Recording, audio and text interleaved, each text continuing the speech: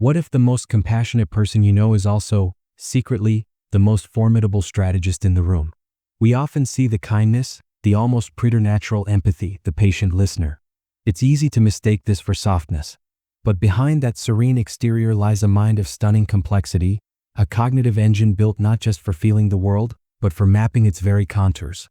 This is the profound duality of the INFJ, the possession of a saint's heart, powered by a strategist's mind. Today, we are not just defining a personality type. We are exploring a unique consciousness. We are deciphering the inner world of the advocate, the confidant, the quiet architect of human potential. 1. The saint's heart, understanding the INFJ's compassionate core. Let's start with the heart because that's where the INFJ story truly begins. INFJs don't just care about people, they feel people. It's like they've got emotional antennas that pick up frequencies the rest of us can't even detect. When you're talking to an INFJ, you'll notice something different. They're not just waiting for their turn to speak. They're absorbing every word, every pause, every micro-expression on your face. It's intense and it's beautiful. This deep empathy isn't a learned skill for INFJs. It's hardwired into their operating system. They walk into a room and immediately sense the emotional temperature. Someone's faking a smile? They know. There's tension between two colleagues? They've already picked up on it. A friend struggling but won't admit it? The INFJ spotted it 3 conversations ago. But here's what makes this really special. INFJs don't just observe suffering. They feel compelled to heal it. It's not about being nice or polite. It's about a genuine bone-deep need to make things better for others. They'll stay up till 3 in the morning talking someone through a crisis. They'll remember that tiny detail you mentioned 6 months ago and check in about it. They'll advocate for the underdog when everyone else has moved on. This compassionate nature stems from their dominant cognitive function, something psychologists call introverted intuition, or NI for short. This function allows INFJs to see beneath the surface, to understand the why behind people's actions. They don't judge the homeless person on the street corner. They wonder what series of events led them there. They don't dismiss the difficult coworker. They consider what pain might be driving that behavior. The INFJ's heart is vast, but it's also vulnerable. They absorb emotions like a sponge absorbs water, and that can be exhausting. After a day of interactions, an INFJ often needs to retreat and recharge because they've been carrying everyone else's emotional weight alongside their own. 2. The strategist's mind, the analytical powerhouse within. Now here's where things get interesting. Behind that warm, empathetic exterior lies a mind that's constantly analyzing, planning, and strategizing. INFJs aren't just dreamers, they're architects of possibility. While they're listening to your problems with genuine compassion, they're simultaneously a part of their brain constructing a detailed roadmap of potential solutions. It's like watching a chess grandmaster who also happens to be a therapist. They're thinking 10 moves ahead while holding space for your emotions. This strategic thinking comes from their auxiliary function, extrovert feeling, combined with their tertiary function, introverted thinking.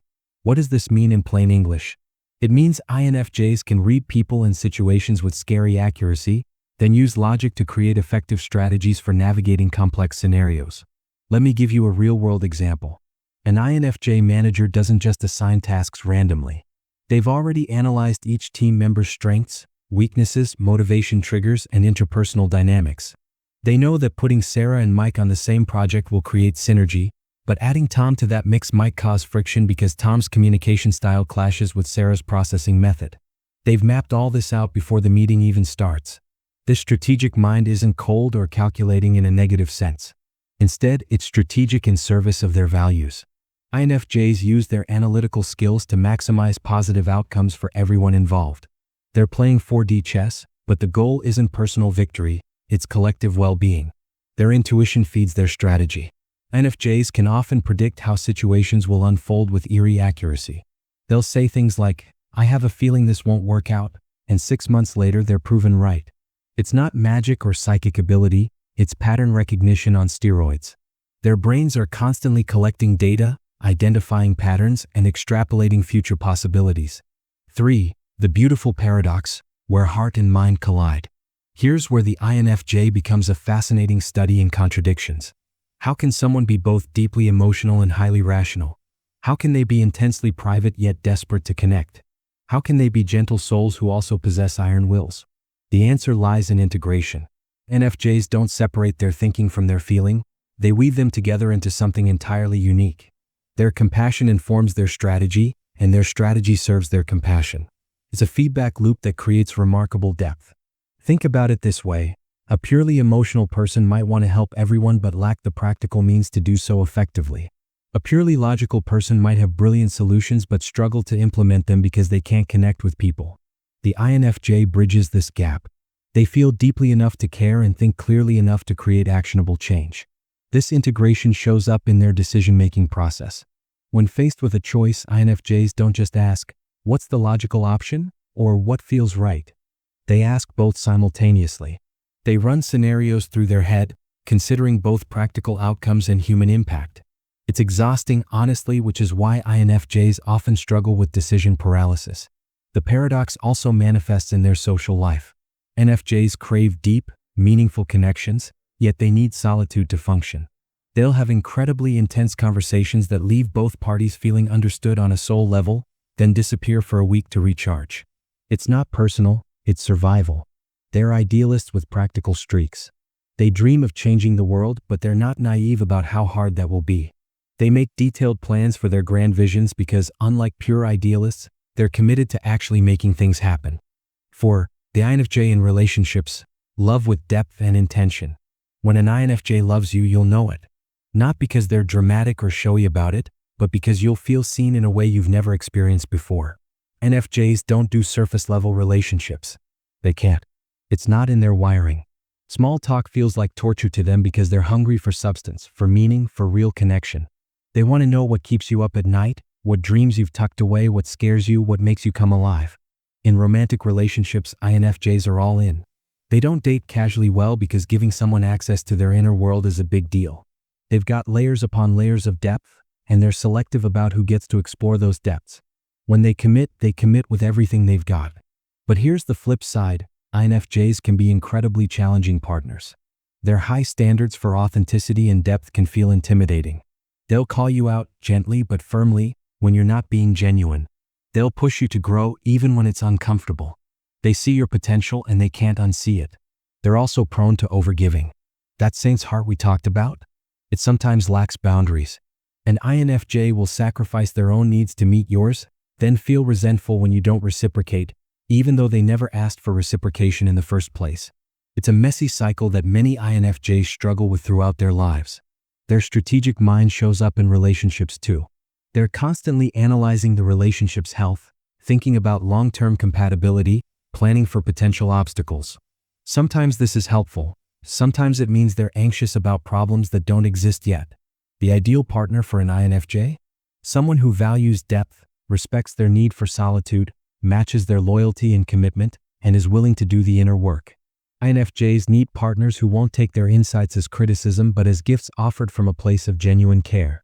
5. The INFJ at work, purpose over paychecks. Here's something you need to understand about INFJs in professional settings. They absolutely cannot thrive in jobs that feel meaningless. Sure, they can perform meaningless work if necessary. They're responsible after all. But it will slowly drain their life force like a vampire drains blood. INFJs need purpose. They need to feel like their work matters, like they're contributing to something bigger than themselves. This is why you'll find INFJs gravitating toward careers in counseling, social work, education, healthcare, nonprofit work, writing, and creative fields.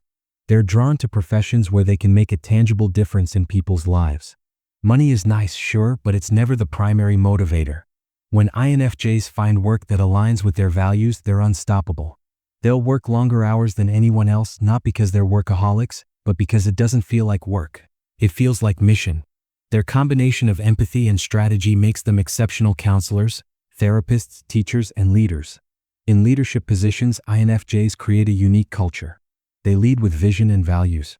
They genuinely care about their team members as individuals, not just as productivity units. They'll fight for their people, advocate for changes that improve everyone's experience, and create environments where authentic communication is valued. However, INFJs can struggle in corporate environments that prioritize profit over people. Office politics drain them. Superficial networking feels fake and exhausting. Bureaucracy frustrates them because they can see more efficient, humane ways of doing things, but they're blocked by rigid systems. The strategic side of the INFJ shines in planning and execution. Give an INFJ a complex problem. and they'll develop a comprehensive, nuanced solution that accounts for multiple variables. They excel at seeing the big picture while managing details. They're visionaries who can actually implement their visions, a rare combination. One challenge INFJs face at work is perfectionism. Their high standards apply not just to others but especially to themselves. They can be their own harshest critics, never quite feeling like their work is good enough. This can lead to burnout if they're not careful. 6. The dark side, when the INFJ struggles. Let's talk about something important. INFJs aren't mystical perfect beings. They've got shadows too, and those shadows can be pretty intense. First up, the martyr complex. Remember that saint's heart? Sometimes it becomes a cross they bear with pride, and that's problematic. Some INFJs fall into the trap of defining themselves by how much they sacrifice. They become addicted to being needed, to fixing others, to playing the hero. This isn't healthy for anyone involved. Then there's the door slam. Oh boy, the infamous INFJ door slam. Here's how it works. INFJs are incredibly patient and forgiving. They'll tolerate mistreatment, give second chances, third chances, 50th chances. They'll try to understand, to empathize, to help the person do better. But there's a line.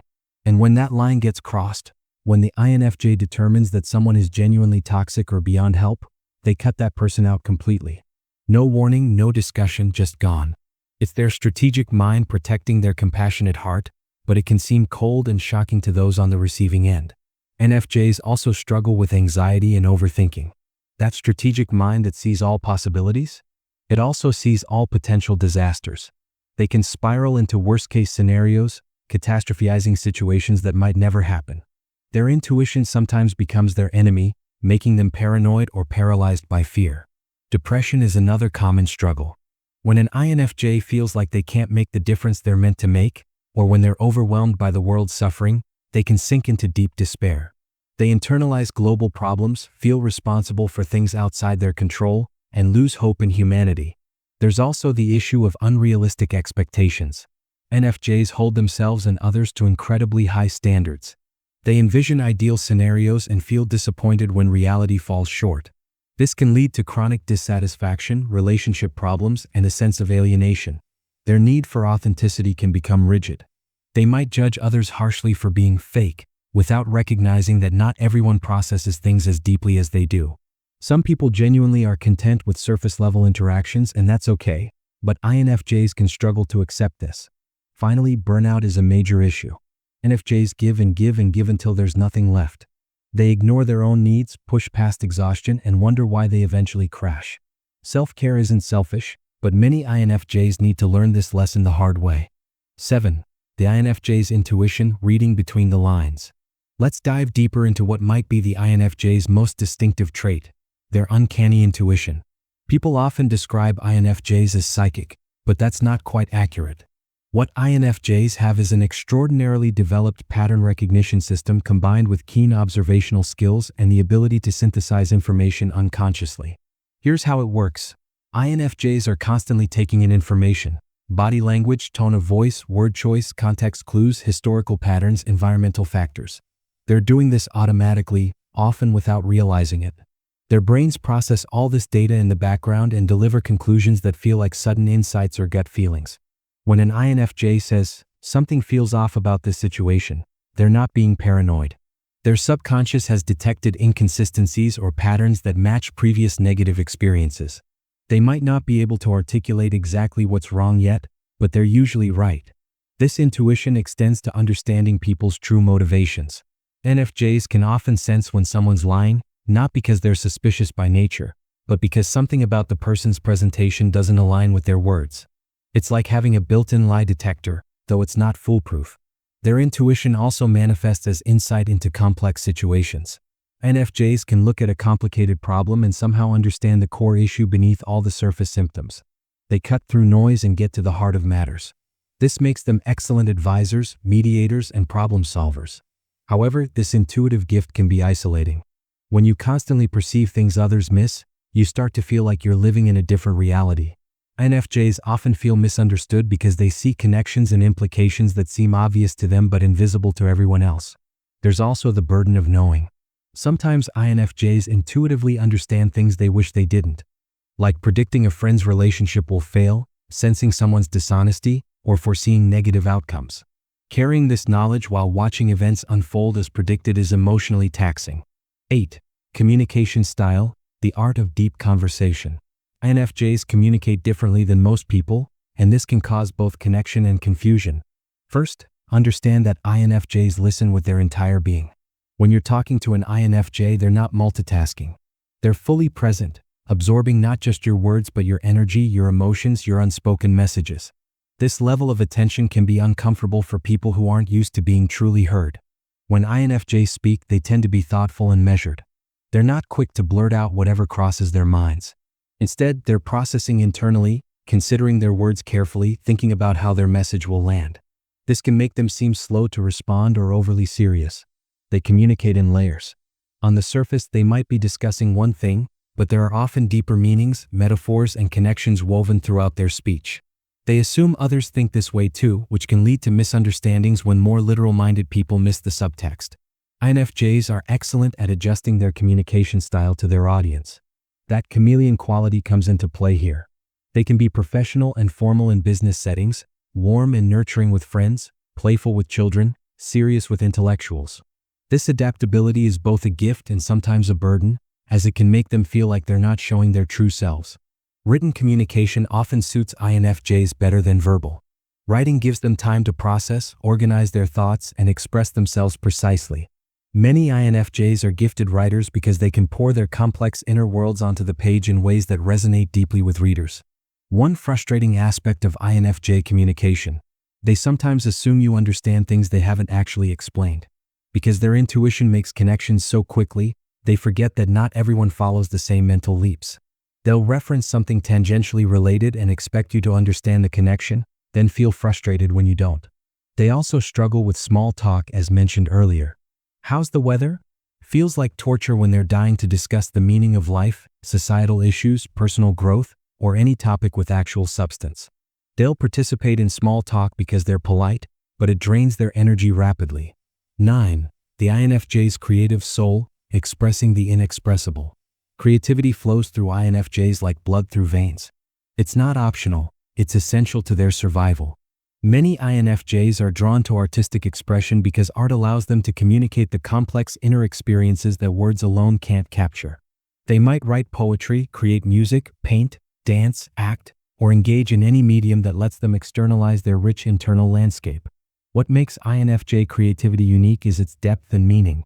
They're not creating just for aesthetics or entertainment, though those can be byproducts. They're creating to process emotions, explore ideas, connect with others, and express truths that matter deeply to them. INFJ art tends to be emotionally intense and thematically rich. They're drawn to exploring shadow sides, human complexity, existential questions, and transformation. Their work often carries messages about compassion, justice, growth, and the human condition. Many INFJs are drawn to storytelling specifically because stories allow them to explore human nature in all its complexity.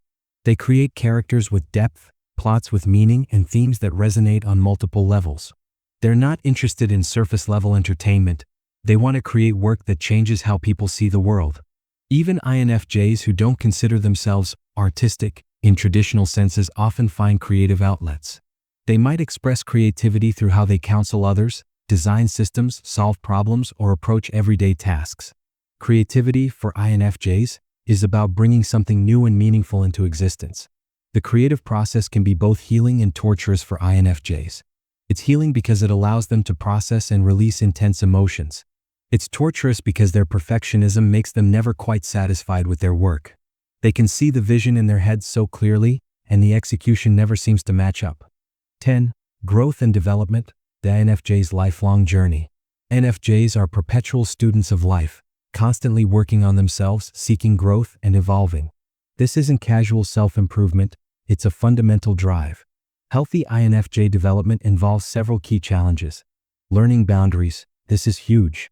INFJs must learn that they can't save everyone, that others' problems aren't their responsibility, and that self-care isn't selfish. This lesson often comes through painful burnout experiences. Balancing idealism with realism. INFJs need to hold on to their visions while accepting that progress is messy, humans are flawed, and perfection isn't achievable. This doesn't mean abandoning standards. It means having compassion for the process. Developing their inferior function. For INFJs, this is extrovert sensing, the ability to be present in the physical moment. Many INFJs are so caught up in future possibilities and abstract thinking that they neglect the here and now. Learning to enjoy sensory experiences, stay grounded, and appreciate present moments is crucial for balance. Accepting themselves. Many INFJs spend years feeling like outsiders, trying to fit in, questioning if something's wrong with them. Growth involves accepting their uniqueness, appreciating their gifts, and finding tribes where they belong. Speaking up. INFJs often keep their needs and opinions to themselves to avoid conflict or maintain harmony. Learning to advocate for themselves, express disagreement respectfully, and take up space is essential development work. Managing expectations. Learning that others aren't mind readers, that people have different values and priorities, and that not everyone will meet their standards. These realizations help INFJs navigate relationships more successfully. Trusting their intuition while staying open. INFJs can become rigid in their intuitive judgments. Growth involves trusting their gut while remaining open to new information and different perspectives. The INFJ journey is about integration, bringing together heart and mind, idealism and practicality, service and self-care, depth and lightness. It's about becoming whole rather than transcending their nature. 11. Famous saints and strategists who changed the world. Let's look at some individuals believed to be INFJs who exemplify this personality type's impact. Martin Luther King Jr., the perfect embodiment of the saint's heart and strategist's mind. His compassion for justice combined with his strategic approach to civil rights movement created lasting change. His speeches moved hearts while his tactics moved systems. Nelson Mandela. His ability to forgive his oppressors while strategically dismantling apartheid shows the INFJ's capacity for both profound compassion and sharp political maneuvering. He saw a vision of reconciliation and methodically brought it into reality. Mahatma Gandhi. Another example of using strategic nonviolence in service of compassionate goals. Gandhi's methods were carefully calculated to achieve maximum impact while honoring his values of peace. Carl Jung, the psychologist who developed many theories about personality and the unconscious mind. His work required deep intuition about human nature combined with systematic thinking. Classic INFJ. Florence Nightingale. She revolutionized nursing through both compassion for suffering patients and strategic reforms to healthcare systems. Her detailed statistical analyses combined with her caring nature saved countless lives. These examples show how INFJs often become change makers. They're not content to simply feel bad about problems, they develop strategic approaches to solving them. Their combination of vision, empathy, and determination makes them powerful forces for positive change. 12. Living with or loving an I, a guide for others. If you have an INFJ in your life, here's what you should know. They need solitude and it's not personal. When an INFJ withdraws, they're not mad at you or avoiding you. They're recharging their batteries. Respect this need without taking it personally. Depth matters. Don't expect an INFJ to get excited about gossip or superficial topics. Engage them in meaningful conversations about ideas, feelings, dreams, and real issues. Authenticity is non-negotiable. Don't play games, lie, or put on acts around INFJs.